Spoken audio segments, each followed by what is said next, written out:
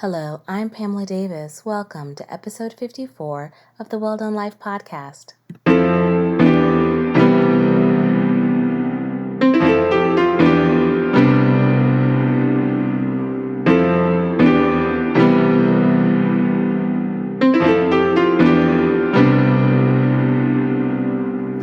Hello, and welcome back to episode 54 of the Well Done Life podcast. I'm your host, Pamela Davis. If you're new here, hey, how are you? If you've been here before, thank you for rocking with me. Welcome to the party again. I'm so glad that we have a chance to connect again this week. I'm a little late with this episode. I normally would have had it up for a Sunday morning, but unfortunately just had some things come up and I've just been distracted. So I hope you guys don't mind if I'm a little late, but hopefully it's right on time when you receive this message.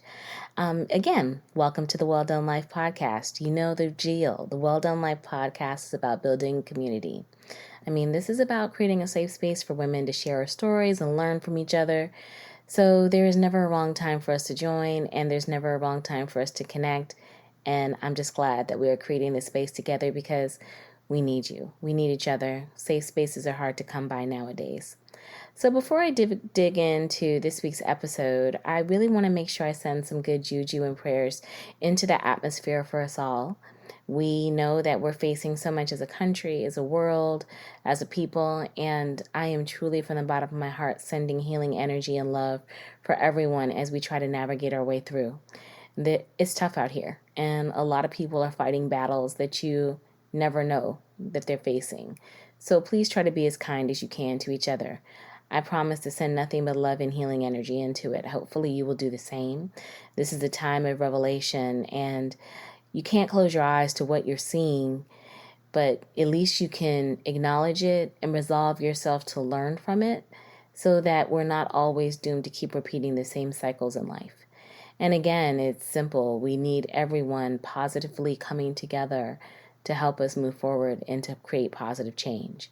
So this week, like I said, I'm a little late. I know Valentine's Day has passed, but I wanted to talk about love this week too. It's been a crazy week, and to say it's been a crazy week is an understatement. You have no idea how tough this is for me right now because I am so distracted. But I still feel like this is something in my spirit that I need to talk about. And I didn't really know how to approach this when I actually was writing my show notes. So it's funny reading them now and thinking to myself, yeah, I still don't know how to approach this topic of love. But, I think I've figured out an angle. And I'm just going to put it out into the atmosphere and see what happens because, hey, it's rooted in love and you can never go wrong with love. So I know a lot of us are possibly, or some of us are single like myself, and you may be kind of going through a lot of different emotions going into Valentine's Day. Valentine's Day is so not marketed to just be about embracing love. It's just about you guys going out here. We're all supposed to buy a whole bunch of candy and expensive stuff, and we just talk about and show each other love just one day a year, excuse me. And we all should know, or hopefully know, that love isn't like that, and a lot of people, like I said, they may be single like me, or they could be in relationships and situationships and complicated ships and entanglements. Of course, I, being the woman that I am, have to bring back that word entanglements. It's been a while since we've heard it, but it's just so funny and it makes me laugh. And I think right now we could all use a smile.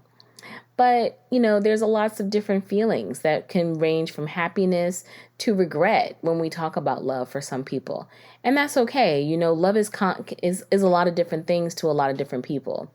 And again, there are people who are in situationships, entanglements, and they might be feeling the exact same way, happiness or regret. It's just, love is known to elicit so many different types of feelings. It's not like love is very straightforward in most instances.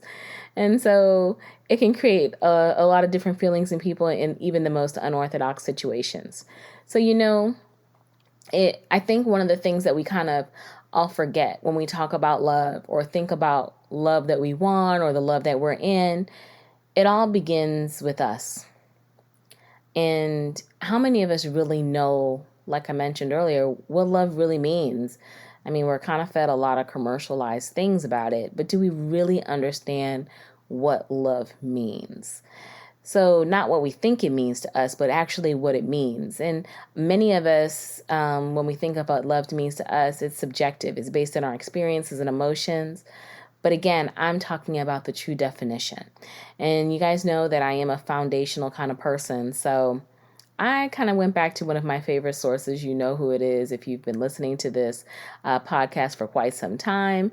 Merriam-Webster is one of my favorite dictionaries of choice. So, of course, I had to go into it, and I actually looked up the definition of love because I said, hey, if we're going to start this foundation, let's really get to the root of what love is.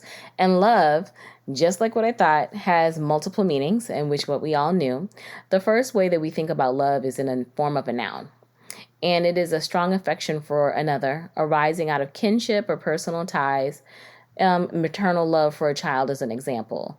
Or attraction based on sexual desire, affection, and tenderness felt by lovers. Example, after all these years, they're still very much in love. Or it could be affection based on admiration, benevolence, or common interest. Example, love for his old schoolmates. Or it's an assurance of affection. Give her my love as the example. Warm attachment, enthusiasm, or devotion. Example, love of the sea. The object of attachment, devotion, or admiration. Baseball was his first love. A beloved person, darling, often used as a term of endearment. British is also used as an informal term of address. Unselfish, loyal, and benevolent. Concern for the good of another, such as the fatherly concern of God for humankind, brotherly concern for others, a person's adoration of God, a god, such as Cupid or Eros, or personification of love. An amorous episode, example, love affair. That's probably where entanglement, that's the new entanglement. That's the original definition. The sexual embrace, copulation. A score of 0, as in tennis, capitalized. Christian Science, God at love. Holding one's opponent scoreless in tennis, in love. Inspired by affection. Then you flip it and you think of love as the verb. And it becomes then translated to hold dear, to cherish, to feel a lover's passion, devotion, or tenderness for, the caress, to fondle amorously, to copulate with, to like or desire actively, take pleasure in, loved to play the piano, to thrive in the rose, love sunlight, or to feel affection or experience desire. So basically, all of those things that I said are true definitions, but it just shows that love is just as fluid in its definition as we apply it to our lives. But for all of those definitions, there are so many ways that we don't really adhere to the definition of love. And I mean, let's talk about how nowhere in those definitions did it say to stay with people who don't serve you. And I don't mean serve you food or drinks. I'm talking about allowing ourselves to stay in relationships or situationships or entanglements with people who aren't contributing positively to our growth as people. I mean, I know I can't be the only one who has made those mistakes where, I allowed myself to love someone who just didn't love me or what I thought I loved. And they still didn't love me. And or, and all of us have been in those situations. We've all been with people or been in situations with people where we just are not served. And I also didn't see anywhere in that definition of love where it references that you should allow your vision of what you think love should be. And I'm doing air quotes around love, or what it should look like to create a situation or relationship based on one-sided goals and perceptions. Now, that's a hard one to swallow for many of us because a lot of us, we kind of have gone into situations before where, love is kind of blind for us and we just go all in, but we don't realize that the person hasn't even really stuck their pinky toe into the situation. So you're kind of giving everything to keep something going that never really even took off from the start. And that's a tougher one to deal with. I've been there too. And it's just one of those things where unfortunately sometimes you have to pump the brakes and step back and look at yourself and think of why you're trying to project so much of your love on someone who is clearly not reciprocal. And, I've heard before you have to love those that love you. And that's true. Just like you have to love yourself enough to see When someone doesn't feel it the same way that you do, you need to move on. And it's not easy. But again, that's part of love. That's part of the game of it all. Remember, love is a game. It's even in the definition that it is a game at times. And you just have to kind of be careful of that. Now, don't get me wrong. Again, love is the definition of love is fluid. It's just not blind, crazy, or stupid. I mean, a lot of times we act like it is, but again, is that really love, or is that really just us putting our own personal feelings on things? And unfortunately, that's the part where we come in, because sometimes we can't help but manifest our desires onto other people, just like what we were talking about. We want what we want, and the heart follows along obediently. It's just a cycle of life. But as I have gotten older, I really have realized that maybe it's time to get clearer about what love is and what we want in our lives. I mean, we're living in the most transformative times in history. If we can start to see the world clearly, I mean, clearly, because I don't know about you, but I feel like so many blinders have been kicked off. It's just like, if you're not careful, it can just make you sad and all the time by what we are constantly seeing. So if we can live in a world and clearly see that, shouldn't we be able to want to have love be clearly defined too? And it's not easy. It's not, because a lot of times you wind up having to face truths about yourself that are very painful. Because remember, there is no one that has this love thing mastered. I don't care how many people you see on the internet who are looking like they are living the dream. It takes work. I mean, I remember my parents telling me that love and marriage is a 24-hour-a-day job, and someone is not always going to be happy with the pay and the benefits. But the desire to want to be together keeps you working at it. And I think a lot of times, sometimes we get lazy on the journey. We don't want it. We don't want to put in the work. We think that we can pray that Sierra's prayer for another Russell Wilson and it's going to be all gravy. But that doesn't work that way. I'm sure Sierra and Russell Wilson work very hard to keep their marriage together. But I think part of that, and an example, and I know that they do because I was watching an interview recently and I saw him say one of his biggest fears is to lose her. So that fear of losing her makes him work at that marriage, just like I'm sure vice versa. So again, it's about work, but not a lot of us are willing to put in that kind of work.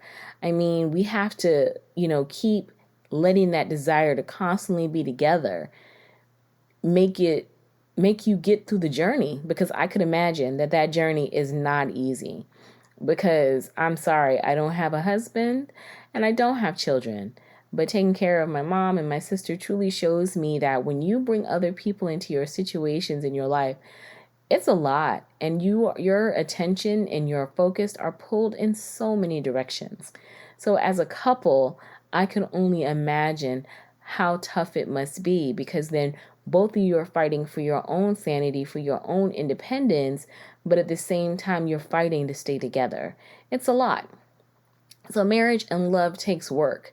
But again, I think sometimes we just get so caught up in what we see that we forget about that, and we just go ahead and get caught up in the sauce of what we see around us in entertainment, the glitz and the glory of love, but you don't realize that love is a battlefield. Ode to Pat Benatar there. If you've never heard that song, you should check that out. But at the same time, it's a battlefield, and not everybody's going to come out without scars. So you have to be willing to be resilient and be willing to fight for your love. And I think about that a lot because, as I said, I'm single, but I do definitely desire to have someone in my life. It's definitely not easy when you're trying to be open to that, because again, you do have to do the work. You do have to make sure that you're right from within so that you can attract the right person. And for me, I know that I have gotten feedback that I can give off energy like, I don't need you.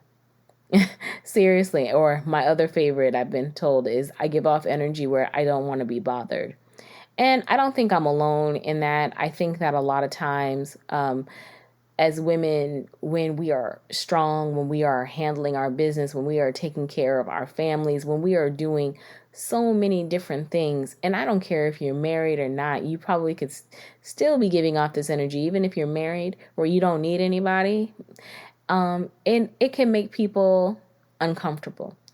And don't get me wrong, I don't think that that means that I have to diminish my energy. I think that means that I have to balance my energy, where I have to understand, yeah, I do need someone. Because quite simply put, I do.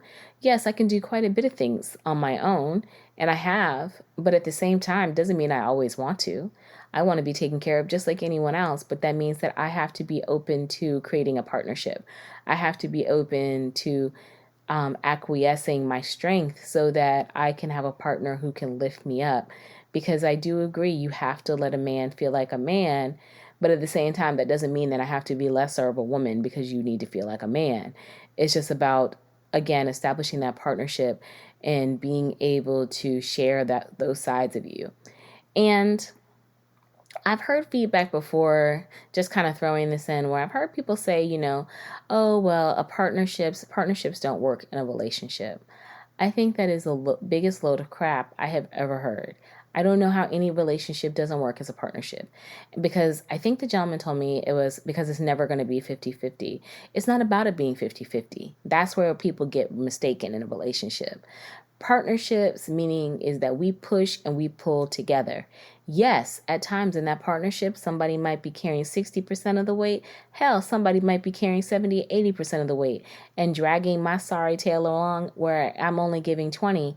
But that doesn't mean that it's consistently that way. And if it's consistently that way, then we need to be in counseling so we can try to figure it out. But it means that we are both in this to win it. Meaning I'm willing to pull and push on you to get your best, just like you're willing to pull and push on me to get my best. And if anyone were to deflect to you and say that they don't believe in partnerships or that stuff doesn't last, you know what that is? That is someone else's insecurity. When I look back at the gentleman who told me that was his insecurities, because he just was, unfortunately, I believe, never in a situation where he was able to work with a partner that he could lean on, that he could trust like that would have his back. Because there's a lot of strong women out here, and when we're put to the test, we can handle a lot. But we have to be willing to go the mile. So there's a time where you're not able to pull your 50% and I have to pull 60%. But if I love you and we're in the game together, then just know I've got your back and we're going to do this together. So again, it is about finding the right person, and it is about making sure that as a strong woman, you can acquiesce your strength. But it's at the same time making sure that you and your partner are in alignment, that you and your partner both have a vision for how this relationship should be. Don't let someone's insecurities come upon you to make you change who you are as a person, as a woman, for what you want. If that person is not capable of being open to you, they might not just be the right man for you. And that's something that you have to think about as you are moving through trying to decide if this person is going to be someone that you would want to be in a relationship with. And that's something that, unfortunately, is, like I said, it is part of doing the work on yourself. Because yes, like I was mentioning, I do know that I can come across strong, but I have to be strong. I have a family. I'm the head of a household. I have to make sure that whoever I invite in my space is able to add to value to that situation.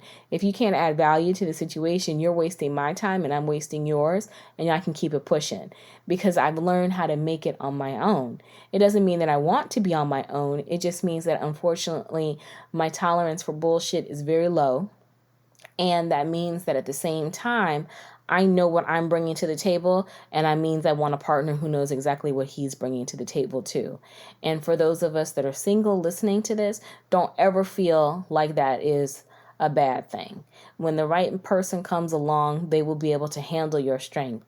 They'll be able to complement your strength, and you will feel comfortable being able to acquiesce some of that strength to your partner because you've done the work on yourself. You know your parts, you know your areas that you need to fix and you need to adjust because you trust that you're bringing in the right person into your life.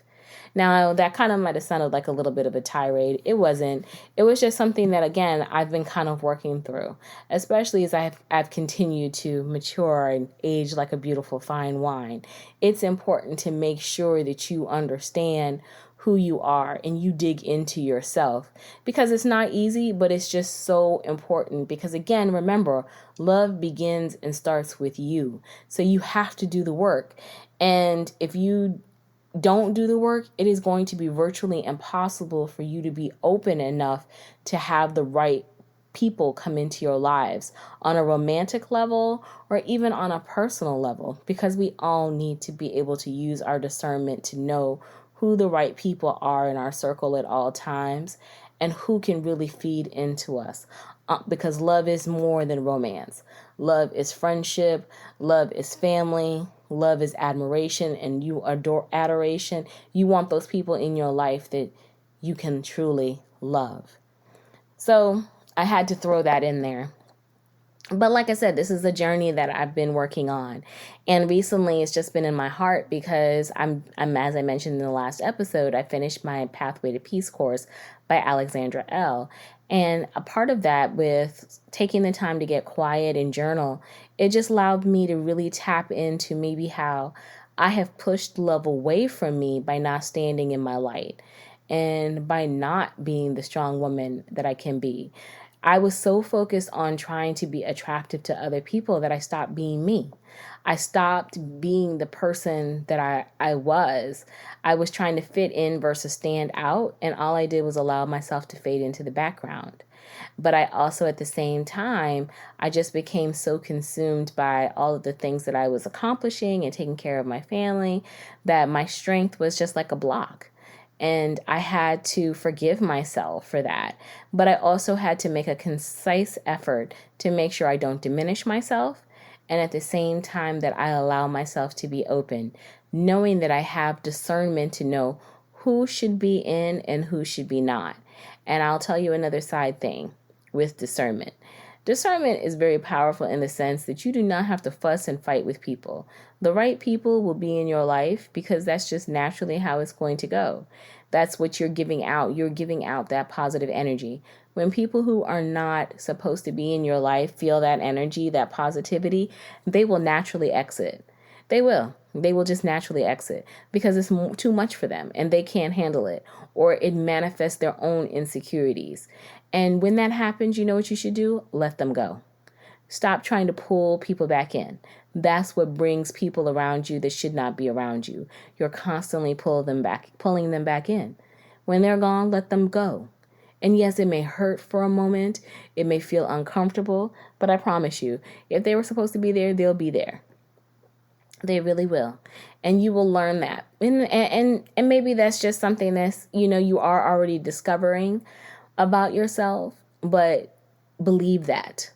Because that is true. When people who are not supposed to be in your life feel this positive change, this power, this energy, they will exit. Just don't pull them back and you'll be fine. And like I said, that was something that I've had to work on and I am working on. And it's a challenge because I'm you want to make sure that your energy is right on all levels. And like I was saying, I think there's a lot of us who feel that way. So I wanted to make sure I shared that because part of that is doing the work. Part of that is forgiving yourself. Part of that is tapping into your discernment. Part of that is standing still and dropping your walls. Because again, love is so complex on so many levels. So you have to just make sure that you have all of those things together.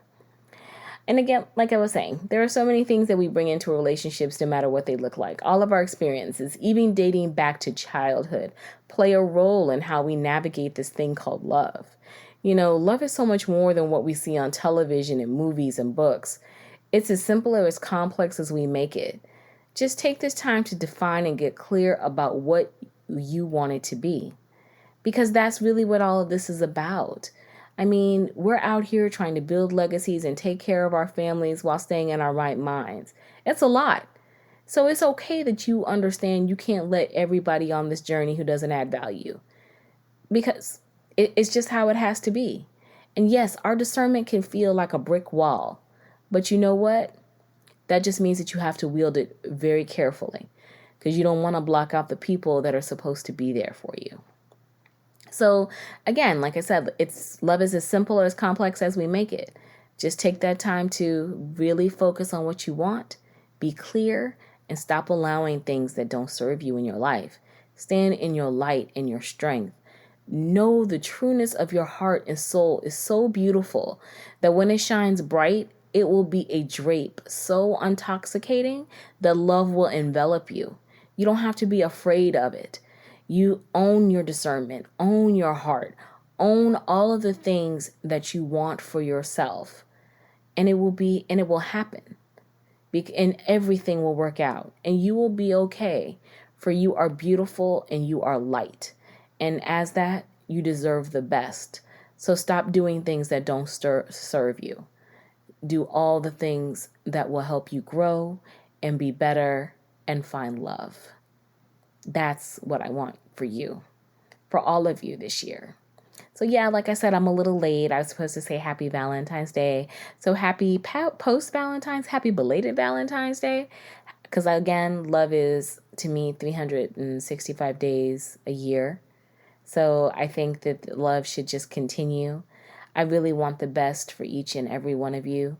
So kind of think about it and see what you can take from this message that can help you do something different this year, that can help you have love this year, because you are so, so, so, so, so worth it.